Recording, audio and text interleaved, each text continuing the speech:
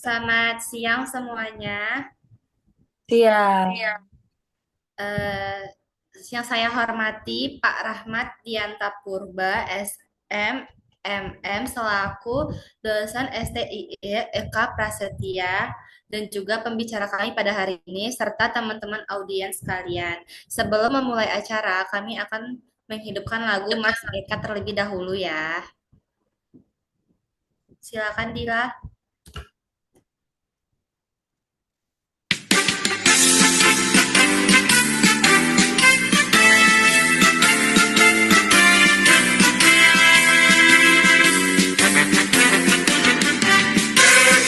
Sebagai sumber menuntut ilmu, selalu mengembangkan ilmu pengetahuan, peduli dengan masa depan kita, menghasilkan lulusan inovatif dan kreatif. Eka sebagai sumber menuntut ilmu, berkembang sesuai tuntutan zaman, menggunakan teks secara berkelanjutan, lulusan yang berkualitas dan berdaya saing. Alma mater bertumbuh dan berkembang pesat, tumpuan utama membangun nusa bangsa. Eka Prasetya kebanggaanku, memberikan yang terbaik untukku. Kehadiran Eka Prasetya menjadi cahayaku, mendorong kita mencapai prestasi cemerlang, mencerdaskan kehidupan bangsa dan negara. Itulah tujuan utama. Alma mater bertumbuh dan berkembang pesat, tumpuan utama membangun nusa bangsa.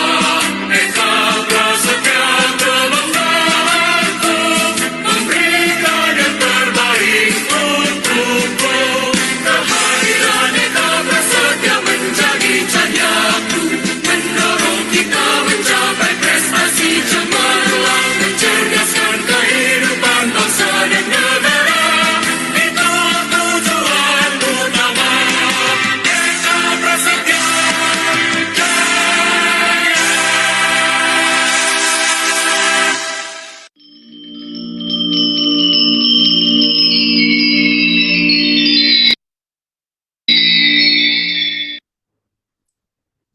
Nah, kita lanjut untuk ke acara selanjutnya. Sebelumnya Pak Rahmat dengar suara saya, Pak. Terdengar, Kak. Suaraku terdengar jelas. Dengar, Pak. Gimana kabarnya, Pak? Baik. Wah, alhamdulillah baik sekali. Full senyum. Untuk teman-teman sekalian, ini saya akan memperkenalkan siapa pembicara kita kali ini. Pembicara kita adalah Pak Rahmat Dianta Purba, SMMM, selaku dosen tetap STI Eka Prasetya.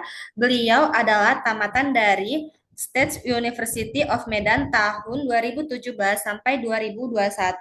Beliau mendapatkan beasiswa peningkatan prestasi akademik di Universitas Negeri Medan dan juga beasiswa bantuan pendidikan mahasiswa berprestasi di Kabupaten Labuhan Batu pada tahun 2019. Dan S2-nya beliau itu adalah alumni di Ponegoro University tahun 2022 sampai 2024.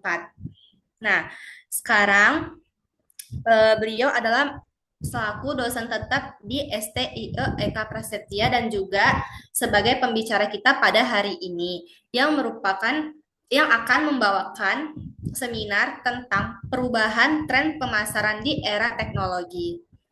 Nah, untuk itu saya persilahkan Bapak Rahmat untuk mempresentasikan seminar kali ini kepada teman-teman agar kita dapat menambah ilmu tentang pemasaran di era teknologi sekarang. Terima kasih Pak sebelumnya. Oke, baik. Terima kasih kepada moderator Kak Ajrina Amelia yang sudah menyampaikan tadi sedikit kurikulum vitae ya kan dari aku pribadi sehingga sebagai pembuka kata gitu. Lalu aku ucapkan terima kasih juga sama abang kakak panitia yang menyiapkan Zoom ya kan. Sudah bersusah payah ya kan. sehingga bisa sukses untuk membuat kegiatan webinar kita ini pada sore hari ini.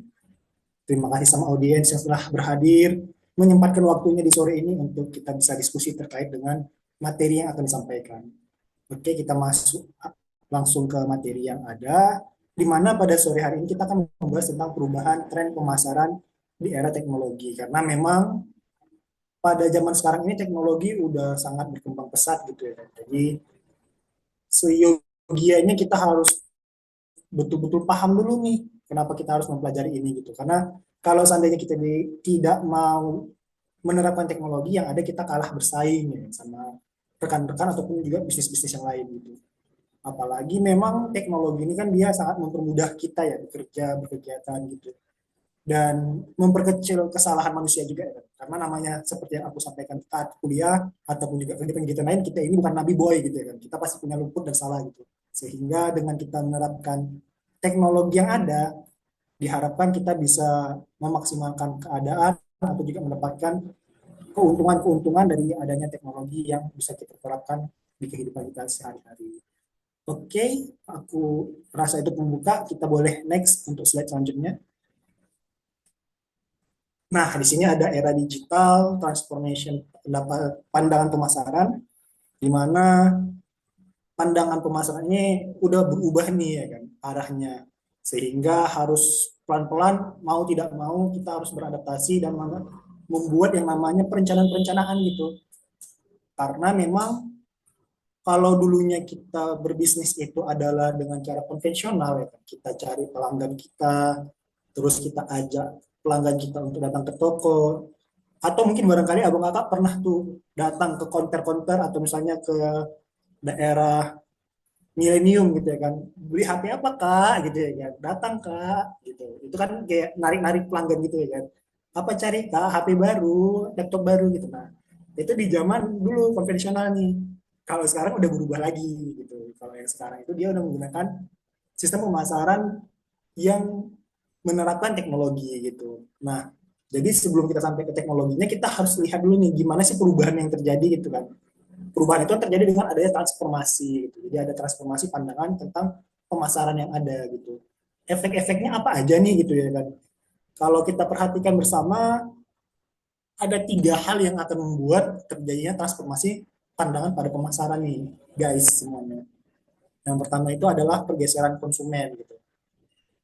Pergeseran konsumen ini adalah dimulai dari dulu yang kita harus datang ke mall atau misalnya kita datang ke tempat-tempat perbelanjaan. Sekarang udah bisa menggunakan media sosial, kita nggak perlu lagi datang tapi kita bisa memanfaatkan e-commerce yang ada gitu.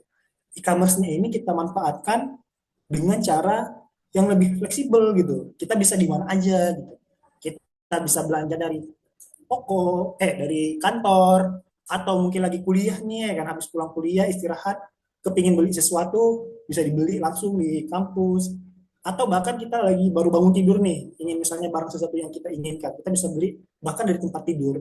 Nah, pergeseran kebiasaan inilah yang akan menjadi transformasi pandangan terhadap pemasaran di era digital sekarang ini. Jadi konsumennya berubah arah, maka strategi-strategi bisnisnya juga berubah.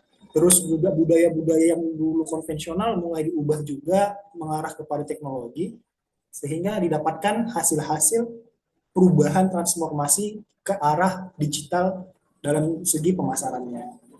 Selanjutnya ada strategi baru yang tentu kita ketika akan berubah itu harus menyesuaikannya kan. Kalau kita contohkan kita misalnya pindah rumah aja, kita perlu nih berusaha untuk beradaptasi dengan lingkungan sekitar ya kan. Kita harus berkenalan lagi orang-orang baru, terus kita berubah lagi cara bersosial yang baru. Begitu juga kalau seandainya kita melakukan transformasi terhadap pemasaran. Jadi kita harus menyesuaikan lagi nih strategi baru. Kalau dulu kita misalnya menarik-narik orang untuk datang ke tempat kita, ke toko kita, kalau sekarang kita bisa menerapkan dari sistem yang namanya SEO gitu kan, sehingga tampilan kita paling atas. Lalu kita bisa membuat strategi untuk meyakinkan orang terhadap produk kita. Kita bisa nih membuat misalnya konten-konten positif gitu ya kan, mengajak kawan kita, yuk buat nih ulasan-ulasan yang positif gitu ya kan. Sehingga nanti orang-orang mau membeli produk kita karena melihat ulasan-ulasan positif, konten-konten positif, konten-konten yang baru, yang lucu-lucu, yang unik-unik gitu ya kan. Sehingga orang yang awalnya tidak mau membeli karena melihat konten kita ini menarik, lucu, asik gitu ya kan. Jadi kayak kepingin nih membeli. Karena kita tahu bersama ya kan bahwa setiap orang atau misalnya perempuan nih biasanya kalau misalnya melihat sesuatu yang lucu gitu ya kan, ih lucu gitu ya kan, atau ih unik banget nih gitu, pasti akan tertarik membeli jadinya gitu. Walaupun kadang dia tidak butuh gitu, tapi karena memang dia punya yang namanya keinginan membeli atau melihat sesuatu yang lucu itu, jadi keinginan dia atau impulsif buyingnya jadi ingin membeli gitu. Sehingga kita harus membuat hal-hal yang menarik gitu. Strategi-strategi ini yang akan akhirnya membuat kita bisa memiliki keunggulan bersaing dibandingkan dengan pesaing-pesaing kita. Lalu ada inovasi yang berkelanjutan. Inovasi berkelanjutan ini kita harus menerapkan inovasi-inovasi yang lebih cepat. Kita bisa contohkan misalnya dulu kita menggunakannya itu hanya sebuah alat misalnya kayak kasir gitu ya kan. Cuma alat-alat sebatas itu aja. Kalau sekarang udah lebih kompleks lagi nih. Kita udah mulai belajar untuk membuat konten yang baik. Terus kita bisa membuat sistem bagaimana agar toko kita menjadi tampilan selalu paling atas dibandingkan pesaing-pesaing kita. Kemudian bagaimana kita membuat inovasi barang-barang yang baru, barang-barang yang belum pernah ada sebelumnya, sehingga orang-orang mau nih untuk membeli atau misalnya mau mendapatkan produk yang ada daripada produk yang kita hasilkan. Jadi harus mengikuti perkembangan dan melakukan inovasi-inovasi yang lebih terupdate gitu. Kalau udah kita terapkan inovasi yang terupdate, udah pasti tentu kita akan memiliki nilai jual yang tinggi. Oke, lanjut. Nah, selanjutnya kita bisa lihat di sini ya kan, pemasaran yang berbasis data dan personalisasi gitu. Di sini nanti kita akan membahas terkait dengan mengumpulkan data, lalu kita akan membahas tentang personalisasi yang lebih efektif nih dibandingkan sebelum-sebelum kita menggunakan teknologi.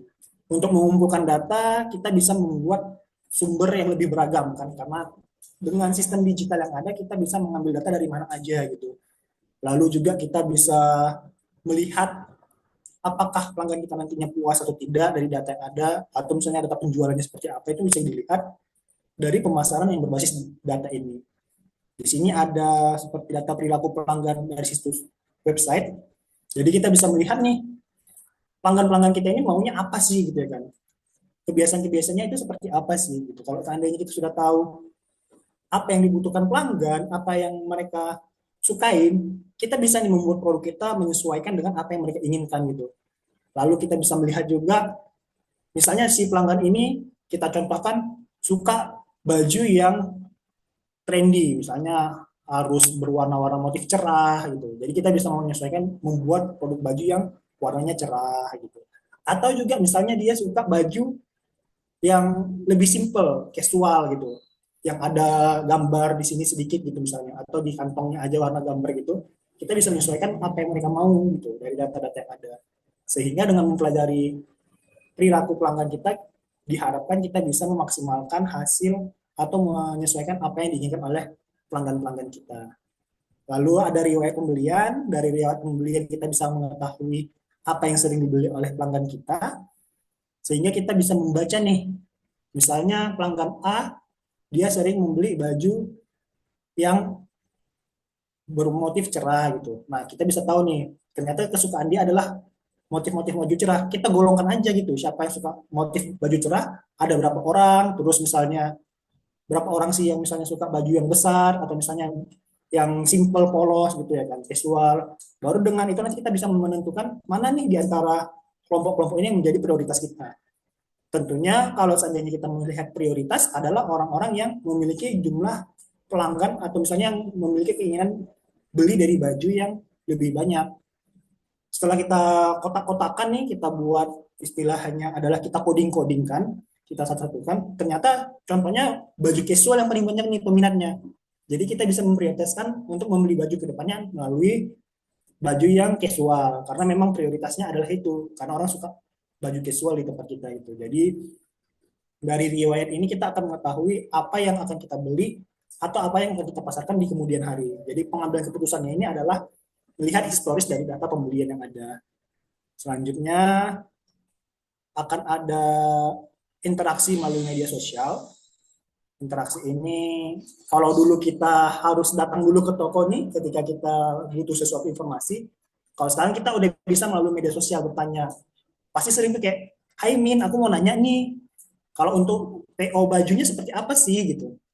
Atau misalnya, halo Min, kalau baju yang ukuran L masih ada nggak gitu. Untuk yang ukuran XL ada nggak gitu. Jadi interaksinya bisa lebih cepat dan di mana aja itu.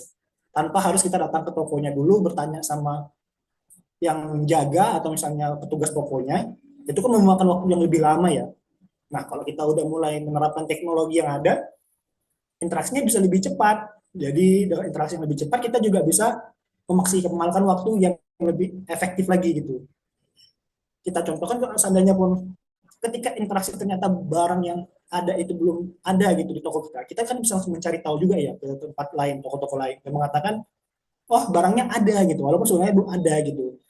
Tapi karena interaksi melalui media sosial, kita juga bisa mencari ke tempat-tempat yang lain penjual-penjual baju yang sejenis, itu bisa menjadi suatu yang membuat kita memiliki nilai yang lebih dibandingkan dengan pesaing-pesaing kita gitu. Dengan interaksi yang mudah, pelanggan-pelanggan pasti akan lebih senang untuk pada akhirnya mau membeli gitu atau melakukan interaksi pada toko kita. Selanjutnya ada survei dan umpan balik. Survei dan umpan balik ini kita bisa lakukan survei setelah kita melakukan penjualan. Kita lihat nih apa sih yang menjadi kelemahan dari produk kita gitu. Lalu apa sih yang mereka inginkan dari produk-produk kita ke depannya? Kita bisa aja nih, nggak usah malu istilahnya untuk bertanya kepada pelanggan kita apa yang mereka butuhkan, apa yang mereka inginkan, apa yang mereka tidak suka dari produk kita, dan juga apa yang membuat mereka pada akhirnya ingin membeli lagi barang di tempat kita gitu. Karena kan kita harus tahu ya apa yang perlu diperbaiki dari toko kita. Istilahnya kalau kita malu bertanya, jadinya sesat di jalan gitu ya kan. Jadi kita bisa menanyakan pelanggan kita menggunakan survei atau umpan balik yang ada ini. Sehingga dengan melakukan hal-hal tersebut, diharapkan kita bisa melakukan perbaikan-perbaikan atau misalnya inovasi-inovasi yang ada pada produk yang ada. Selanjutnya kita coba personalisasi efeknya apa, apakah efektif atau tidak dengan personalisasi yang ada. Yang pertama, pasti kita bisa memberikan rekomendasi produk kepada pelanggan kita. Jadi dari data-data yang ada, terus kita udah buat tadi survei-survei, ketika nanti si pelanggan kita datang, kita udah bisa nih memberikan informasi rekomendasi produk yang sesuai dengan kebutuhannya. Terus juga memberikan hal-hal apa sih yang mereka inginkan, yang mereka butuhkan, sehingga produknya itu bisa sesuai dengan apa yang mereka inginkan. Kalau mereka inginkan produknya sesuai, mereka memakainya puas, otomatis mereka akan mau melakukan pembelian ulang lagi, sehingga akan tercipta loyalitas antara pelanggan dengan bisnis kita gitu. Dari sistem pemasaran yang ada akan menghasilkan program loyalitas yang ada gitu kepada pelanggan.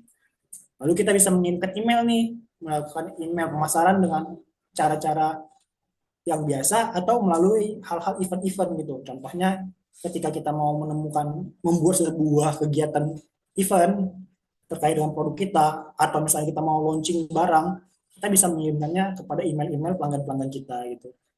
Jadi dari email biasanya kan pelanggan sering membuka email ya. Apalagi zaman sekarang kan semua udah serba digital, pasti akan sangat sering orang untuk membuka email yang ada.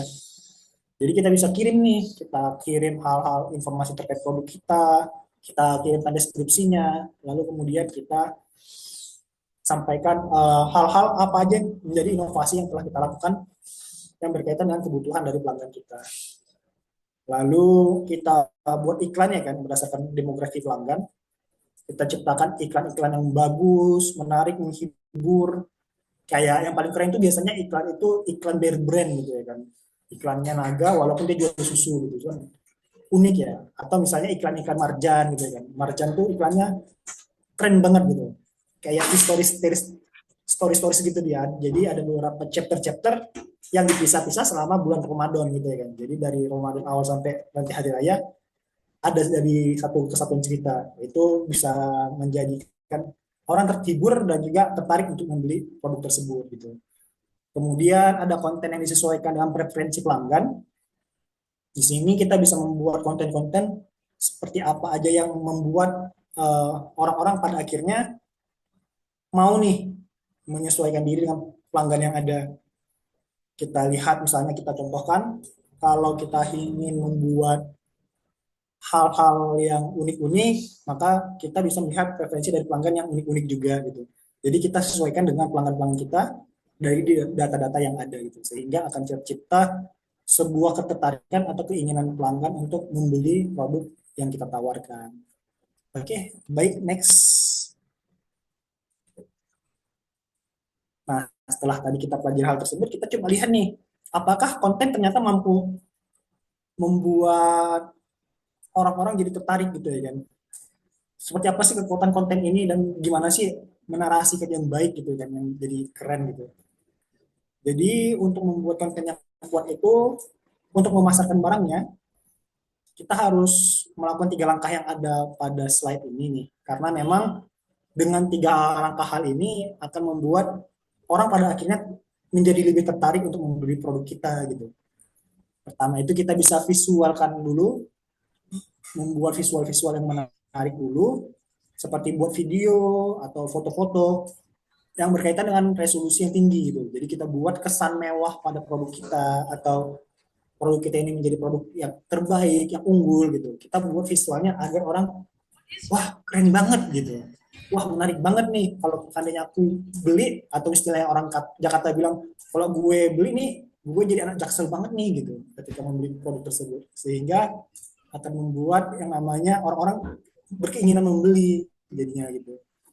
Lalu kita buat dari video-video itu, dari foto-foto itu, bahasa-bahasa atau narasi-narasi yang memukau orang gitu.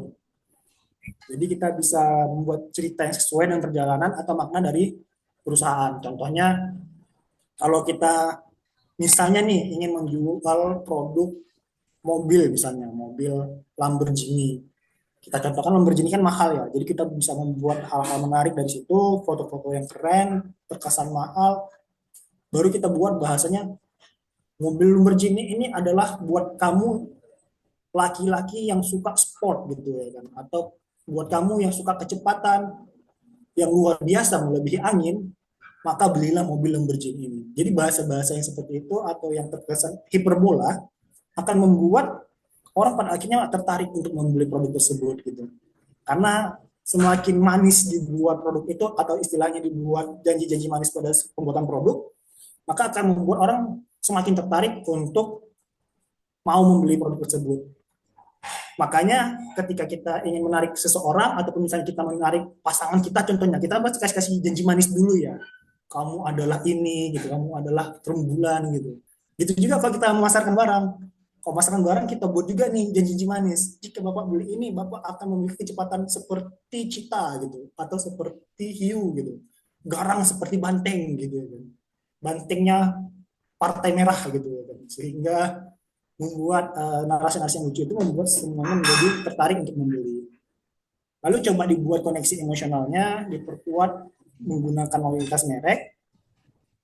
Kita bangun branding bahwasanya kita memiliki kekuatan emosional yang tinggi terhadap pelanggan melalui produk yang kita pasarkan ini. Jadi ketika si pelanggan ingin membeli produk tersebut, maka dia akan bergairah banget nih, atau istilahnya berkeinginan banget untuk membeli barang kita. Kita contohkan tadi mobil Lamborghini adalah mobil sport, lalu sport ini adalah sport yang mahal, mewah, terus memiliki daya yang kuat. Misalnya kita contohkan ada kecepatan 1000 tenaga kuda gitu. Itu kan berarti cepat banget ya.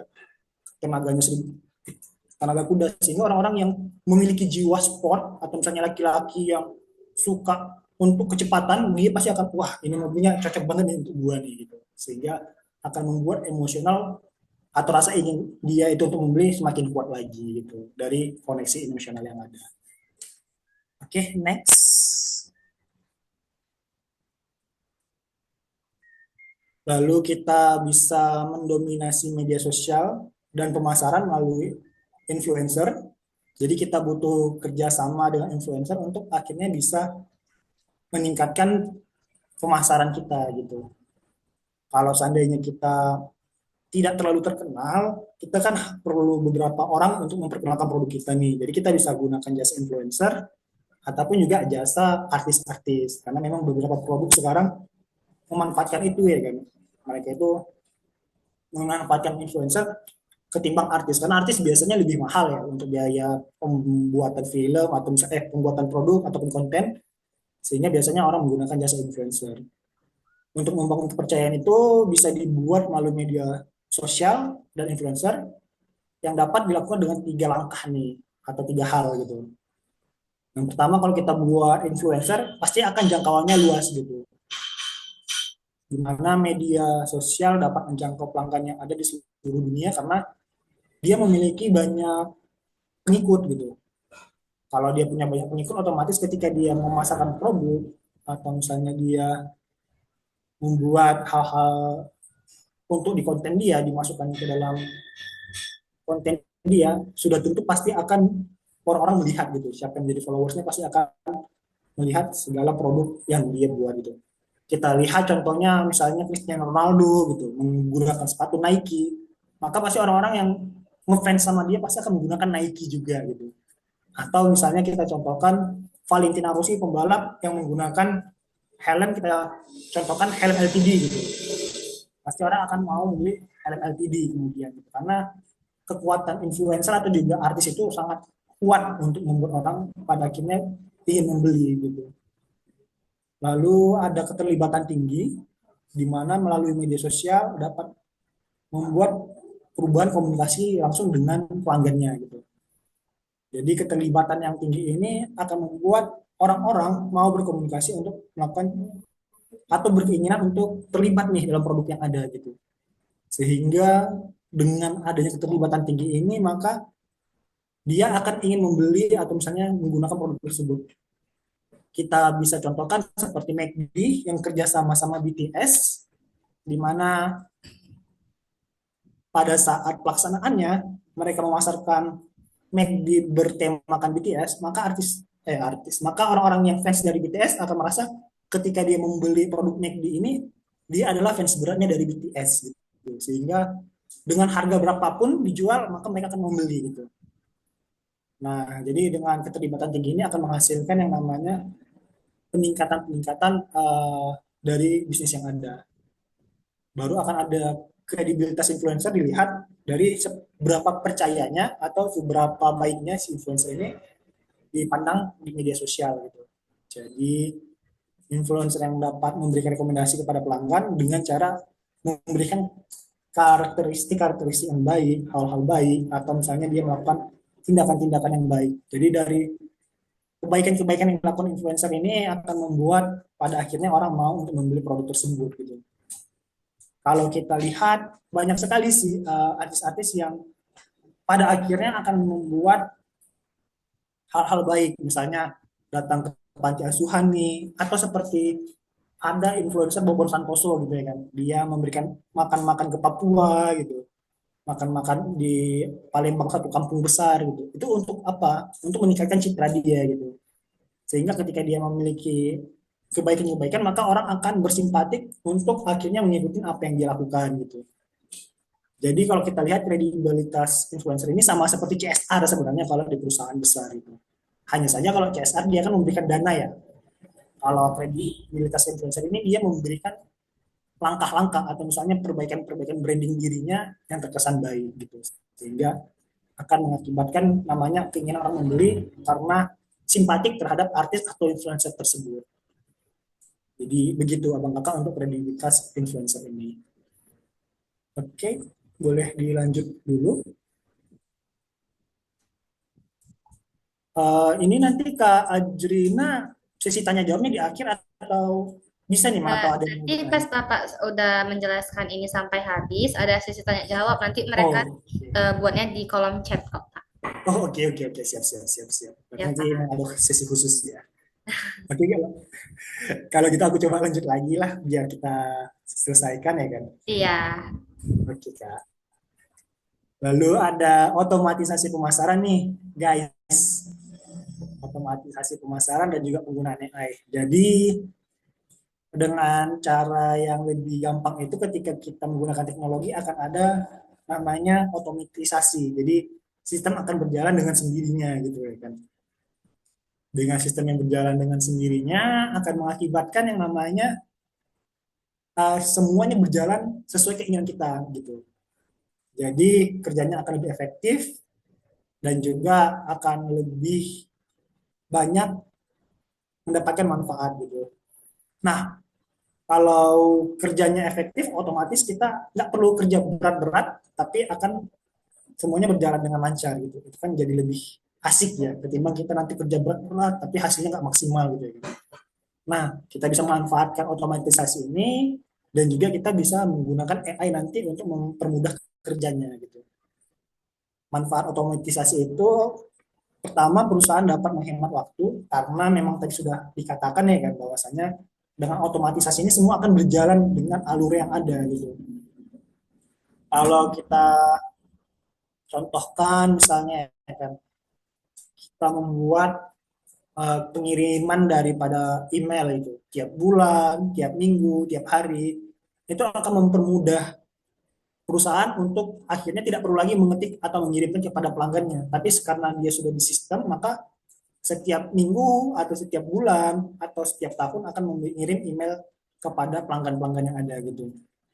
Atau kalau seandainya kita ini misalnya nih sebagai penyedia jasa gitu kan, jasa daripada investasi dana seperti saham gitu.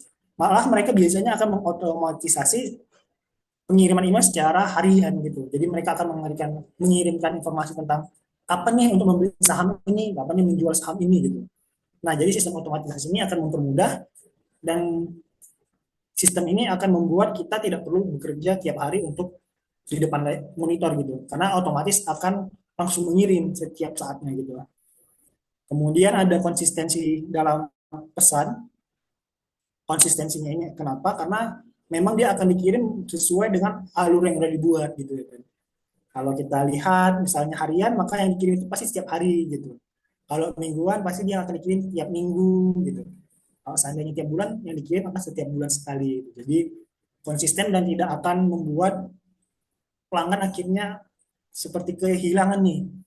Karena apa? Karena kalau kita misalnya nih tiba-tiba dikirim banyak gitu ya, spam gitu. Tiba-tiba dikirim lagi ternyata tidak banyak gitu. Itu kan kayak sesuatu yang aneh ya. Anehnya itu kenapa? Aku bilang aneh karena sama seperti kita misalnya sama orang nih atau pasangan kita, tiba-tiba dia ngechat kita sering gitu. Hai, udah makan, bagaimana kabar? Udah apa aktivitas hari ini? Tiba-tiba nanti minggu depan dia nggak balas chat kita gitu. Menghilang tanpa jejak, tiba-tiba nanti minggu depannya lagi aktif lagi nih. Oh gimana kegiatannya selama seminggu ini gitu. Itu kan membuat kita jadi kayak apa sih ini nggak jelas banget gitu. Atau istilahnya ini kayaknya nggak serius nih orang ini terhadap aku gitu. Sama juga dengan melaksanakan ini tadi konsisten Pak, tadi. Bapak Kalau mohon seandainya maaf sebentar ya. Tadi oh ya, share screen-nya hilang. oh oke kak, Oke Pak, boleh dilanjut Pak. oke kak, oke. Nah jadi konsistensi ini dia akan membuat orang pada akhirnya tidak merasakan sesuatu yang istilahnya tiba-tiba ada tiba-tiba hilang gitu. Jadi orang merasa bahwasanya dia itu tetap ada selalu gitu. Dia akan memberikan informasi yang konsisten. Dia akan memberikan informasi sesuai dengan waktu-waktunya gitu. Sehingga orang tidak akan merasa tiba-tiba merasa di spam, tiba-tiba hilang, tiba-tiba di spam gitu. Jadi orang kalau misalnya konsisten akan menerima legowo aja gitu. Lalu ada kampanye sesuai dengan perusahaan. Kampanye ini dibuat untuk menyesuaikan dengan citra perusahaan yang ada. Jadi kalau misalnya dia citranya adalah elektronik, maka dia akan menyampaikan informasi elektronik terus nih, konsisten elektronik. Kalau seandainya dia adalah produk makanan, maka dia akan menyampaikan produk makanan terus gitu. Kalau seandainya dia penjualan mobil otomotif, maka akan menyampaikan informasi tentang otomotif terus gitu. Karena kalau seandainya ada perusahaan misalnya kan, hari ini misalnya dia bahas tentang makanan, terus besok dia bahas tentang batu alam gitu, terus besoknya dia bahas patung, tapi dia misalnya menjual baju gitu, itu kan nggak nyambung ya. Nah hal-hal seperti ini yang bisa membuat akhirnya pelanggan tidak tertarik lagi datang atau saya membeli barangnya. Jadi dia harus disesuaikan dengan produk yang dijual. Kalau seandainya dia jual baju, maka buatlah kampanye ataupun misalnya iklan-iklan yang berbau dengan baju. Kalau misalnya dia jual HP, handphone, maka harus berkaitan dengan handphone-handphone gitu. Sehingga membuat kampanye itu sesuai dengan citra yang dibangun oleh si perusahaan tersebut. Kalau abang kakak perhatikan yang paling lucu itu sebenarnya ada produk ABC gitu. ABC ini ada di mana aja? Di baterai ada, ya kan? Di saus ada, lalu di kecap ada. Kayaknya ABC ada di mana-mana deh. Di baterai aki ada gitu. Itu kan produknya jadinya aneh gitu ya kan. Kayak apa sih ABC ini? Emang iya kita misalnya beli barang itu ABC tapi ada untuk aki gitu, ada untuk kecap, ada untuk saus, itu kan nggak jelas. Jadi hal-hal seperti itu lebih baik untuk diupayakan tidak dilakukan. Bahkan sepertinya ABC ada untuk sirup juga ya, kalau nggak salah. Ada, Pak. Ada kan, nah itu jadi Ada, kayak Pak. aneh banget gitu dia. Satu nama ada untuk semua produk gitu. Itu tidak baik untuk misalnya kita melakukan pemasaran yang ada. Lalu kita bisa manfaatkan lagi dengan melakukan analisis kinerja secara otomatis gitu. Jadi akan membuat sistemnya secara otomatis dan tidak perlu lagi untuk pada akhirnya dibuat uh, keterbaruan setiap harinya gitu. Karena semuanya udah berjalan aja nih, udah bahasa Bataknya running well gitu ya kan, udah berjalan sendiri gitu. Lalu udah otomatisnya terlaksana, kita coba untuk mengkoordinasikan dengan AI gitu, kita kolaborasikan gitu. Kalau kita kolaborasikan dengan AI, maka akan melakukan segmentasi secara otomatis karena kita tinggal menyuruh atau memerintahkan AI untuk misalnya coba buatkan sistem otomatisasi segmentasi dengan sistem coding untuk mengirim informasi secara bulanan gitu atau misalnya secara mingguan atau secara harian. Jadi nanti AI yang akan membuat kata-katanya, AI yang akan menerjemahkan informasi-informasinya sehingga akan bisa dikirim dengan data yang baik secara otomatis gitu. Lalu kita bisa juga manfaatkan AI untuk membuat konten yang lebih unik gitu, konten yang lebih beragam. Kita bisa manfaatkan AI ini untuk banyak hal karena dia bisa memikirkan konten-konten terbaru, misalnya rekomendasi-rekomendasi konten, dia bisa memberikan informasi rekomendasi-rekomendasi seperti apa yang diinginkan oleh pelanggan kita. Lalu juga dia bisa membuat konten-konten sesuai dengan apa yang diharapkan oleh pelanggan kita dari data-data yang ada gitu. Kalau bisa dicontohkan misalnya lagi, pelanggan kita misalnya menyukai HP yang berwarna merah, terus ternyata setelah dianalisis lagi si orang ini suka warna yang berani merah terus tegas gitu, maka di dalam kontennya nanti AI pasti akan memberikan gambaran-gambaran bagaimana membuat iklan-iklan yang dia terkesan ganas gitu, misalnya terkesan laki banget gitu ya, tegas gitu, sehingga kita bisa membuat konten-konten ataupun iklan-iklan yang sesuai dengan keinginan dari pelanggan kita gitu. Lalu AI juga bisa melakukan optimasi iklan secara real time karena memang AI ini dirancang untuk bisa melaksanakan segala sesuatu dengan cepat.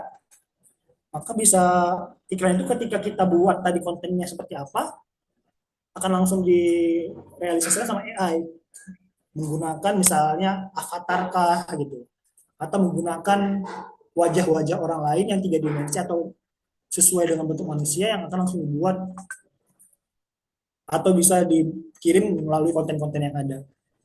Kalau kita perhatikan AI ini kan bisa juga kayak mengubah wajah manusia ya, atau misalnya membuat karikatur-karikatur atau misalnya membuat yang namanya bentuk fisik dari manusia kayak aslinya gitu ya kan. Jadi kita manfaatkan itu untuk membuat iklan-iklan yang menjadi lebih baik. Atau juga di AI juga udah bisa merubah suara gitu ya kan.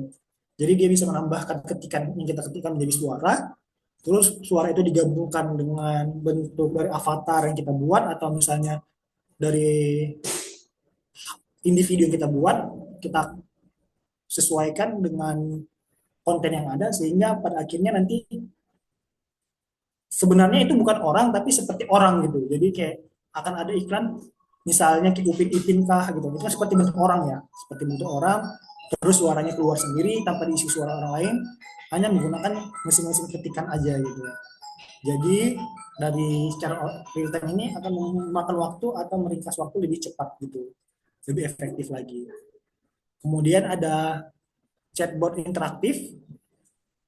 AI ini memberikan chatbot secara interaktif karena memang akan membalas chat-chat yang ada dengan cepat gitu kan.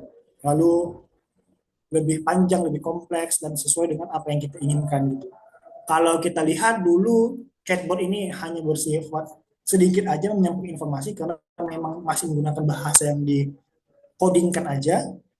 Tapi sekarang dengan perpaduan AI dengan chatbot itu akan menghasilkan jawaban yang lebih kompleks lagi karena mesin chatbot akan bekerja sama dengan AI dan AI akan mencari informasi-informasi dari Google yang ada gitu sehingga akan membuat informasi ataupun juga menyampaikan informasi yang lebih kompleks dan lebih detail lagi gitu.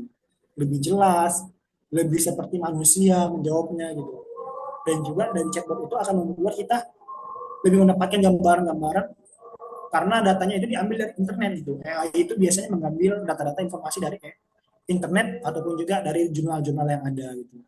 Sehingga akan membuat yang namanya menjadi suatu hal yang lebih cepat dan juga membantu pelanggan untuk mendapatkan informasi-informasi ataupun mendapatkan jawaban-jawaban sesuai dengan apa yang mereka inginkan. Jadi akan membuat pelanggan ini menjadi lebih nyaman lah untuk berinteraksi gitu dari chatbot yang dipadukan dengan AI yang ada. Oke, baik. Next, guys.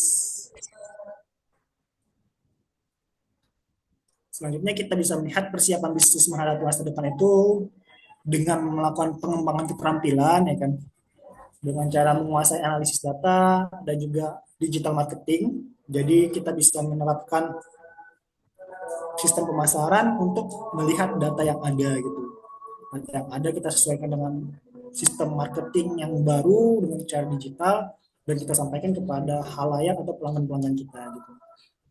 Kemudian kita bisa melakukan investasi melalui teknologi. Investasinya itu kita bisa memaksimalkan CRM atau Customer Relationship Management. Kita bisa membuat hubungan dengan pelanggan yang lebih akrab lagi, hubungan dengan pelanggan yang lebih loyal lagi, sehingga pelanggan juga secara tidak langsung akan memiliki kekuatan emosional nih sama produk kita, memiliki perasaan yang sangat dekat dengan produk kita gitu.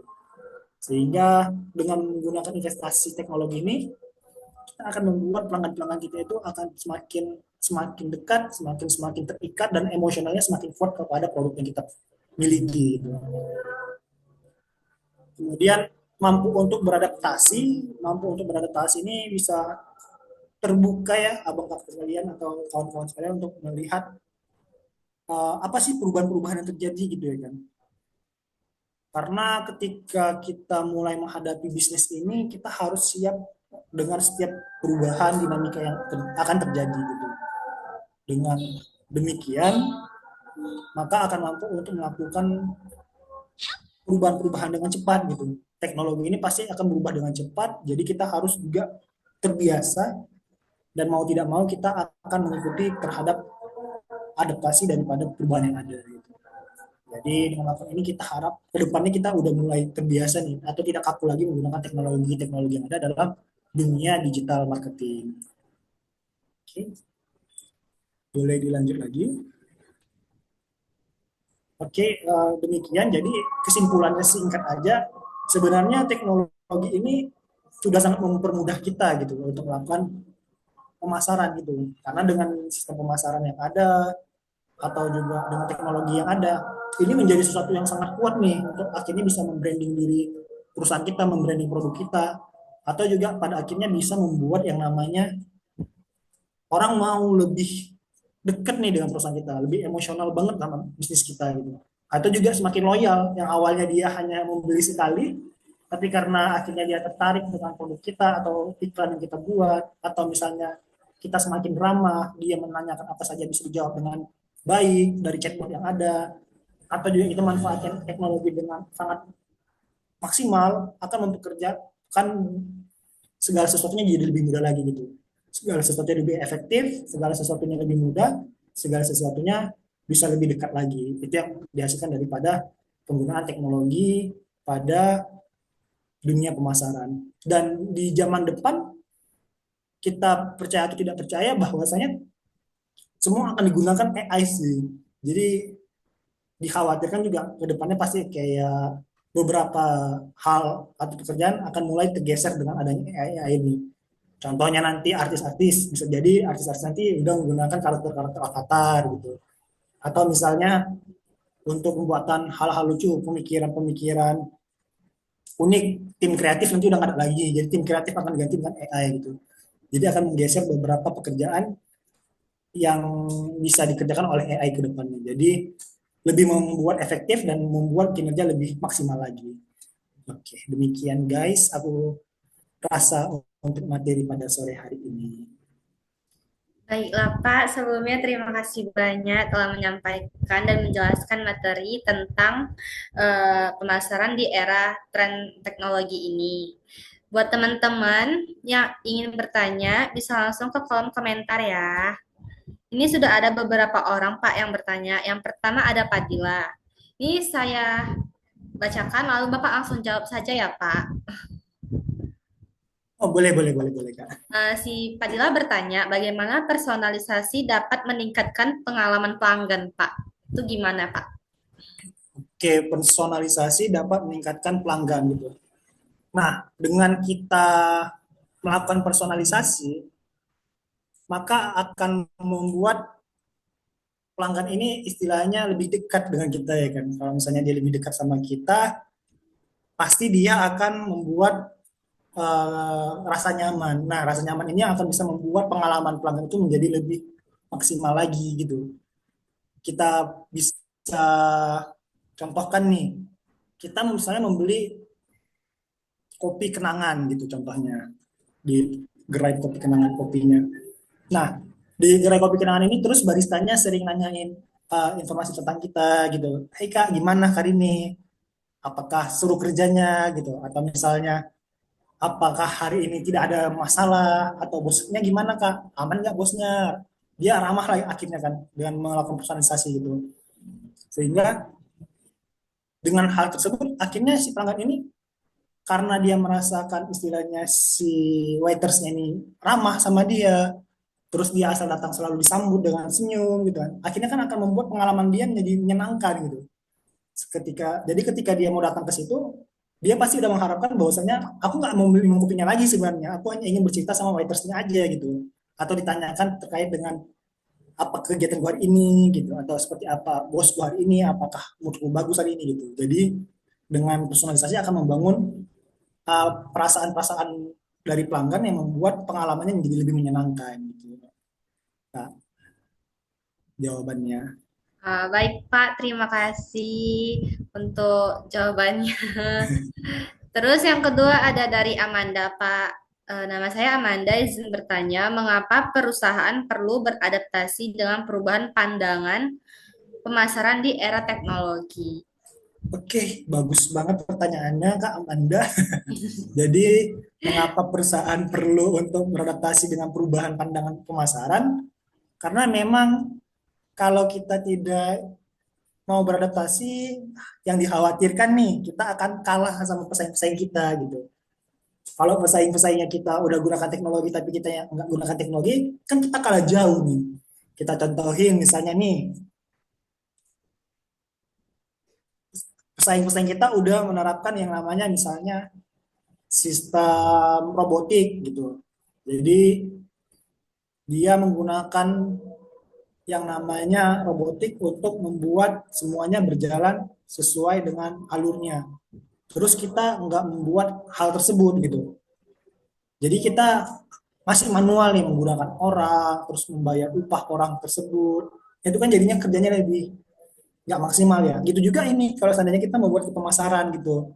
Kalau seandainya kita nggak manfaatkan pemasaran yang ada, kita akan tertinggal.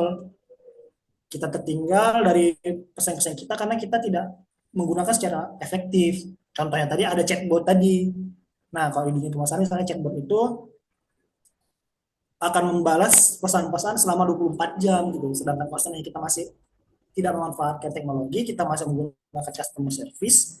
Customer service ini kan terbatas ya. Dia hanya bekerja dari jam 8 pagi sampai jam 4 sore gitu. Sedangkan dari jam 4 sore sampai jam 8 pagi kan itu udah banyak pertanyaan lagi gitu. Atau misalnya terdapat banyak kendala lagi. Jadi kalau seandainya kita menggunakan chatbot yang ada ini, dia bisa menjawabnya selama 24 jam penuh nih gitu. Jadi lebih memaksimalkan atau memberikan informasi dampak yang lebih jelas lagi gitu.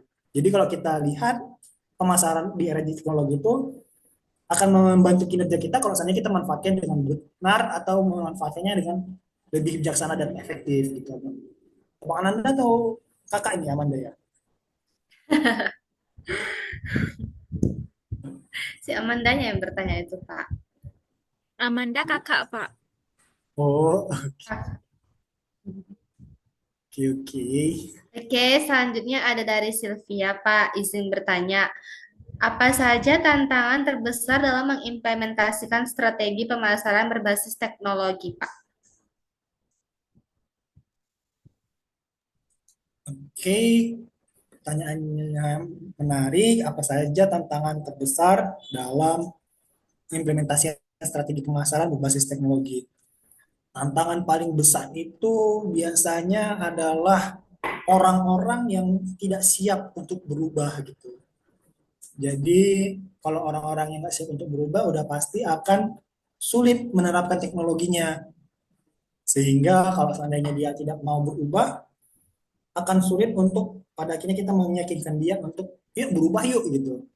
Itu akan menjadi tantangan terbesar dalam perubahan teknologi. Lalu selanjutnya investasinya mahal nih, Pak Sylvia, karena memang segala sesuatu kan membutuhkan investasi ya. Investasinya itu sangat mahal, biaya yang dikeluarkan akan besar banget, gede banget gitu.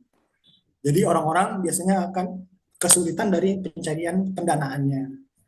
Kemudian masalah lainnya yang biasanya penerapan implementasi ini sulit adalah karena teknologi ini harus dipelajari dengan benar-benar gitu. Kalau tidak belajar dengan benar-benar, maka teknologi nggak dapat yang maksimalnya gitu. Bisa jadi nanti ketika kita menerapkannya, ternyata orang-orang belum siap gitu untuk perubahan gitu. Misalnya kita udah mulai menggunakan e-commerce nih, tapi ternyata masyarakat belum terbiasa dan mengakibatkan orang-orang tetap berbelanjanya misalnya secara manual, pajak gitu, atau misalnya membeli ke mall gitu. Jadi karena ketidaksiapan masyarakat, pada akhirnya teknologi ini akan sulit dilaksanakan. Tapi percaya aja lah kalau misalnya kita sudah mulai sesuatu hal yang baik, pasti kedepannya bertahap-tahap berproses akan bisa untuk pada akhirnya semuanya menggunakan teknologi gitu. Jadi hambatan itu atau tantangannya sebenarnya bisa diminimalisir sih dengan langkah-langkah konkret gitu. Tuh Kak Sylvia jawabannya. Terima kasih, Pak. Ini ada pertanyaan terakhir ya, Pak, dari Ronaldi. Bagaimana cara mengatasi tantangan seperti persaingan ketat dan perubahan algoritma dalam pemasaran digital, Pak? Oke, wah ini keren banget karena memang untuk mempelajari algoritma ya kan. Iya. Iya, di sini kalau kita membahas tentang algoritma adalah kita mulai daripada yang namanya itu pembuatan-pembuatan apa yang dibutuhkan orang gitu. Misalnya kita buat nama produk yang sesuai dengan keinginan pelanggan kita. Kalau bisa kita buat itu misalnya yang memiliki nilai value yang jelas. Contoh nih, kita jual sepatu, sepatu Nike bisa kita jelaskan jenis seperti itu yang seperti apa gitu. Contohnya sepatu Nike ramah, ramah, enteng digunakan gitu, enteng dipakai. Atau misalnya baju apa gitu yang menghasilkan kelembutan seperti sutra gitu. Jadi dengan hal seperti itu akan keywordsnya bisa ketemu nih. Jadi kita bisa memanfaatkan keywords yang ada yang sedang dicari orang, sehingga ketika ketemu kita bisa jadi pencarian pertama nih yang paling atas algoritmanya. Jadi ketika orang sering mencari itu ketemu dengan keywords yang kita buat, maka otomatis algoritmanya akan terbentuk dan toko kita atau bisnis kita bisa menjadi paling atas gitu. Jadi ketika orang mencari di e-commerce, produk kita bisa menjadi paling atas karena sistem SEO-nya udah terbentuk nih. Orang-orang sering mencari produk kita dari keywords-keywords yang ada gitu. Sehingga merubah algoritma yang ada. Itu Bang Ronald. Baik, Pak. Terima kasih banyak sebelumnya ya, Pak. Sudah Oke, Kak. menjawab segala pertanyaan yang diberikan oleh audiens. Sama-sama Kak Ajina. Oke, ini sudah di tahap terakhir ya, teman-teman. Dan ini bakalan kita ini kan tutup panel. Nah, Untuk semuanya, terima kasih banyak telah meluangkan waktu, terutama bagi Pak Rahmat yang sudah menjadi pembicara kita pada seminar kali ini. Dan teman-teman audiens juga yang sebenarnya ini hari weekend, tapi kita mengganggu juga. Baiklah, terima kasih. Dan seminar kali ini akan kita tutup ya teman-teman semuanya. Semoga bermanfaat bagi kita semua dan dapat ilmunya pada hari ini. Terima kasih ya, Pak. Oke Kak, sukses selalu ya. Makasih, Pak. Makasih ya, Sehat Pak. selalu. Oke Pak, makasih ya Pak. Andaikan aku bisa melayang jauh berteman langit lepas, terkadang kita lupa dunia ini tak akan selamanya menunggu kita menaklukkan ragu, beranikan diri. Kan ku kejar mimpi dan ku terbang tinggi, tak ada kata tidak, ku pasti bisa. Kan ku coba lagi, ditemani pagi, tak ada yang tak mungkin, ku pasti bisa.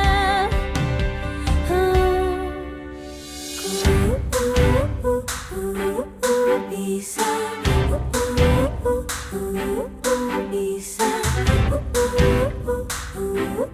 bisa.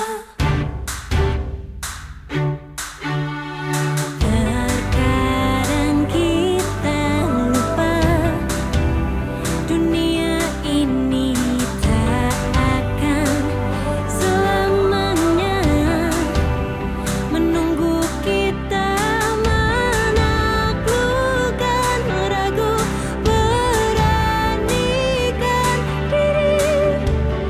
Kan ku kejar mimpi dan ku terbang tinggi, tak ada kata tidak, ku pasti bisa.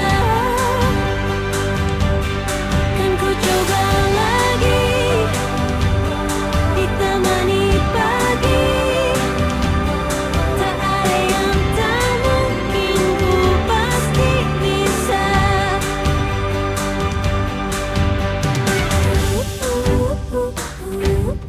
Bisa,